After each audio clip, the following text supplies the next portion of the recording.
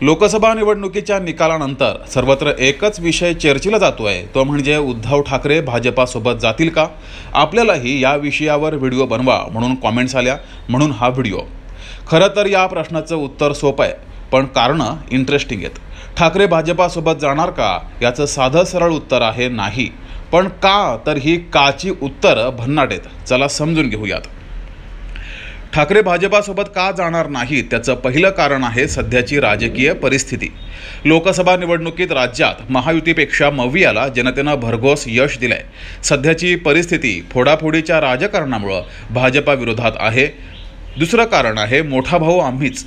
उद्धव ठाकरे पुढच्या काही निवडणुकांमध्ये महाराष्ट्रात मोठा भाऊ आम्हीच आहोत हे सिद्ध करून दाखवत नाहीत तोपर्यंत भाजपासोबत जाण्याची सुतराम शक्यता नाहीये। लोकसभा निवडणुकीत भाजपा 9 ठाकरे 9 जागा घेऊन ठाकरेंनी सध्या जुळे भाऊ झालोत हे सिद्ध केलंय। त्यात अमोल कीर्तीकरांची जागा मिळाल्यास लोकसभा निवडणुकीत राज्यात मोठा भाऊ कोण हे सिद्ध होईल।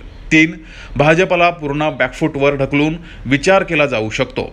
लोकसभा निवडणुकीत भाजपाला ठाकरेंची ताकद कळली आहे। 2014 मध्ये एकटे ठाकरे सोबत असताना महायुतीच्या 41 जागा होत्या आणि 2019 मध्ये या 41 जागा होत्या आणि आता तिघे सोबत असूनही 17 जागा आहेत।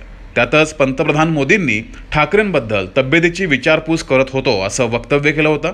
विधानसभेला भाजपाला आणखी बॅकफूटवर ढकलण्याचा ठाकरेंचा प्रयत्न असेल। 4 मवियाची बसलेली घडी। 2 पक्ष फुटीनंतर पहिलीच मोठी निवडणूक होती। त्या निवडणुकीत महायुतीपेक्षा मवियाची एकजूट दिसली, त्याचा परिणाम निकालात दिसला।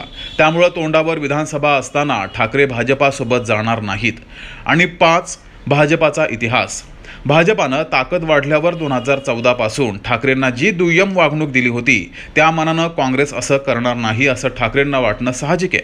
त्यात चाणक्यपणात शरद पवारांनी फडणवीसांवर मात केली आहे आणि पवार मविया सोबत आहेत।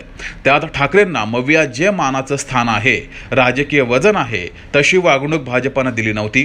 त्यामुळं ठाकरे भाजपासोबत जाणार नाहीत असं वाटतंय। त्यातच ठाकरे भाजपासोबत न जाण्याची इतरही काही कारणं आहेत।